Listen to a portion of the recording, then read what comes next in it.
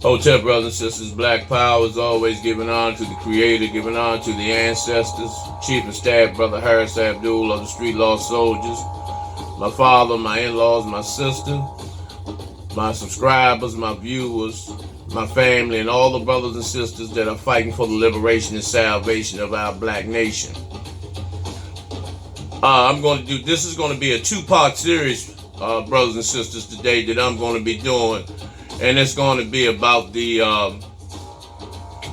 origin of religions and how it all started. But first, let me just go with this government shutdown shit, which caused a whopping $13 billion, which was enough to build 3 motherfucking walls. So the reason I told y'all, the reason why they opened the government back up is because of the Super Bowl. That's the only reason. The main reason, because of the fact that, the Super Bowl so far, this is not including outside bets, this is not including house bets, street bets, people on the job, all types of unknown bets, not even including in this number of $6 billion on the Super Bowl. Now, mind you that Donald Trump is good tight friends with the Kraft family, who owns the New England Patriots. Now, the Kraft family, who owns the cheese. Every time you get a slice of cheese at McDonald's or wherever, or you buy some Kraft cheese or any barbecue sauce, any salad dressing, macaroni and cheese, you're buying it from these devils, the Kraft family. And so the Kraft family and Donald Trump are very, very tight. And so you're going to have to be careful because these games are rigged. Now, it's a 56 chance, 56% of the people have voted and betted for the Rams to win.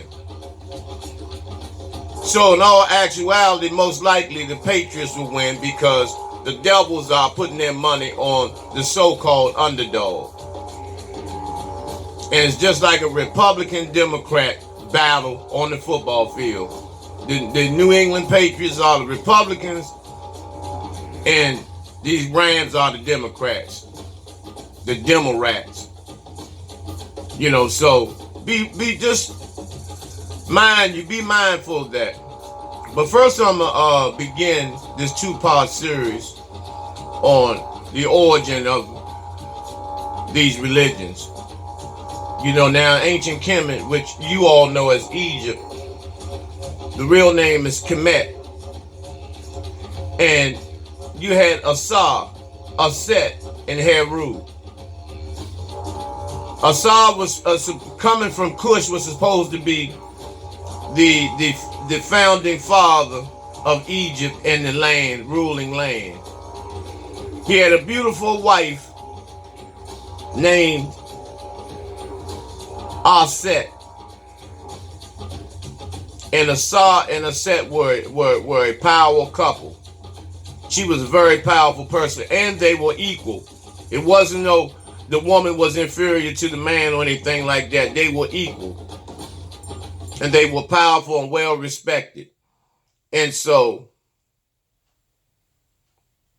Asar had a brother named Set.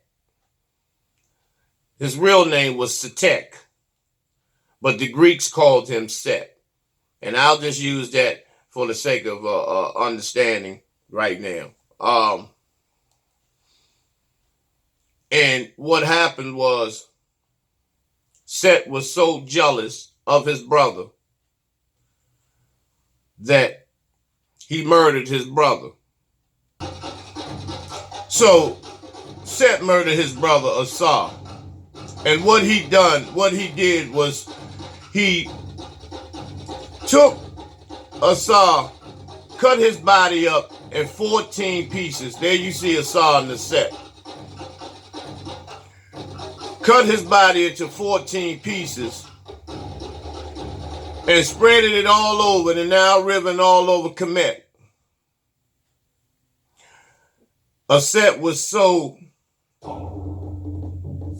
hurt and overwhelmed with grief because that was the love of her life, and that was the man that she wanted to be with forever and have many children as possible. And she retrieved all of the pieces of Asar's body except one.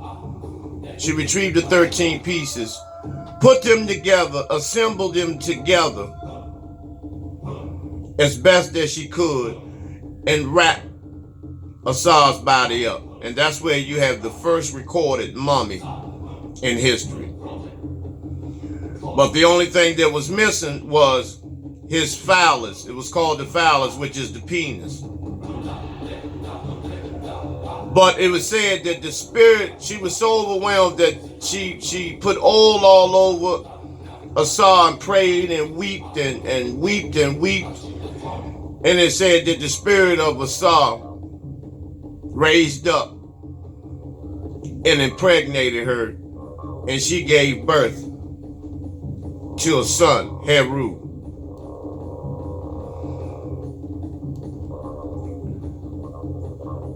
And that's the Aset and the baby Heru. In which the second picture is what the Greeks and the Pope, which led to the Catholic Church, and that's where the Black Madonna comes from. Now, this is exactly how it went. Let me explain this to you. You see, before the first was Aset and the baby Heru. When the Greeks heard about this story, they changed their names and changed the names from Asar, Aset, and Heru to Osiris, Isis, and Horus. There's no such thing. And then when the Romans came, why I use Grammarly to check my work. they changed the names to Joseph, Mary, and Jesus. This was the beginning and the foundation of all religions. And so all the writings that you see inside the pyramids, what they call glyphs, hieroglyphs, and the words is really the words of God. And all of those writings and drawings that you see depict, especially this one in particular, this depicts when you go to the afterlife and you see the scales, that's the weighing of the soul. And depending on where your soul, whether you were good or bad, determine where you went in the afterlife, whether you became consumed by jackals or whether you went to the paradisal realm.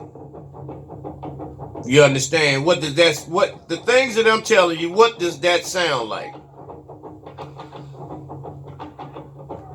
This is the original Asar, Aset, and Heru, the baby Heru, who grew up to fight Set. And he fought and waged war against Set for murdering his father. And the battle went on and on and on, which became known as good versus evil. Now, the Ankh. Let me explain that. The Ankh, it was way before the cross. The Ankh, the round represented the womb of the woman. The long shaft represents the man's phallus, which is the penis. And the bar cross represented the offspring, which meant life. Father, mother, children, life. When the Romans came with the homosexual energy that they were dealing with. They removed the woman out of the equation altogether and put Father, Son, and replaced the woman with a existent energy called the Holy Spirit, based on the fact that the Romans, they were homosexuals and they loved men. They loved each other and they didn't want any parts of the woman. They felt that the woman was inferior, that the woman had no grounds to stand on because of their love for each other. When I told you that the phallus, the penis was, the erect penis was never retrieved by a Set when she mummified Asar's body. And these are called obelisks and tekins and phalluses that are all over the world, that these Europeans, that these whites use today because they know who the real people are. They know who the real gods are. And you see this first picture is a white cracker's tombstone with this huge phallus, with this huge obelisk as a headstone. And you see, this was in ancient Kemet, and these phalluses and tekins and obelisks are all over the world. All over the world. The Washington Monument having the tallest one, in which George Washington, who never went to Kemet, never seen any parts of Africa or Kemet or Kush or any of those empires, but retrieved everything from ancient Kemet. Young writers are often not.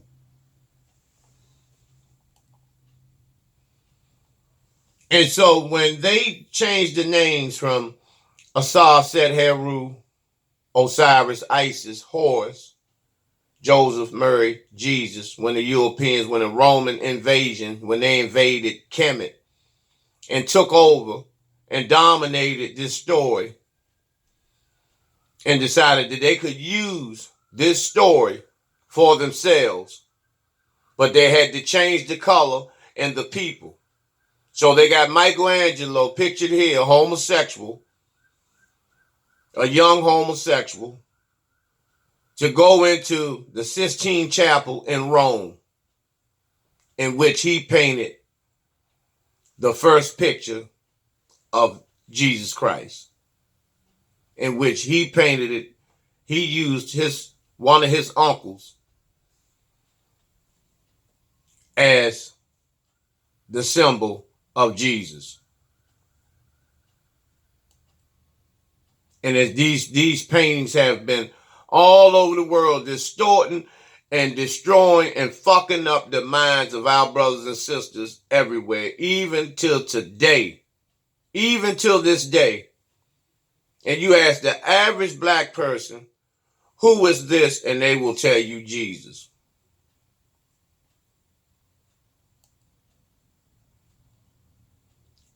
When Michelangelo painted the picture of the so-called Last Supper, he used 12 prisoners. They were locked up in the local jail. He got 12 prisoners, and he used their bodies and their faces to paint the Last Supper. And what he painted, the pictures that you see here that have distorted the minds and hearts and spirits of our brothers and sisters globally to this day, are nothing. These are local criminals, local Roman criminals. And so they decided to make a book of this story. And so the Romans in 325 AD had a council of Nicaea. Now let me go back to the story of Heru, which Heru was supposed to have been murdered, buried in the tomb, and ascended 3 days later. And so that same story the Romans took after they changed the names and created a pamphlet for the purpose of social control, meaning they could use this story to control the people by using Set and making him appear as a devil, that he was a bad guy, that if you weren't good and you did not follow Horus or Jesus, that you will be committed to Set, who was a symbol of the jackal that's in the hieroglyphics, drawings and paintings in the pyramids. And so the Nicene Councils, this is where they decided to put chapters and verses and add other stories and and other names, and replaced all the Kemetic pharaohs with these Roman names. Thutmose became Moses. And all our other historical ancestors and pharaohs and kings and rulers that were in ancient Kemet, their names were replaced. And so by the time slavery came, people were during the 14 and 1500s, people were under social control, under this boogeyman story, that they were to be good. If they weren't good, they were going to this place of jackals and be consumed by jackals, in which they began to change that name to, and call, that's where Satan and Lucifer and all these different names come from, to describe this demonic individual and this demonic energy that will consume you if you do not listen to the authorities that were rulers at that time. And so John Hawkins, picture here, was the captain of the first slave ship in 1564 that came to the Americas. Now, mind you, now all of us didn't come from Africa on these ships, but those who did. The first crew that came by Captain John Hawkins, the first slave ship, and that ship was named the Good Ship Jesus.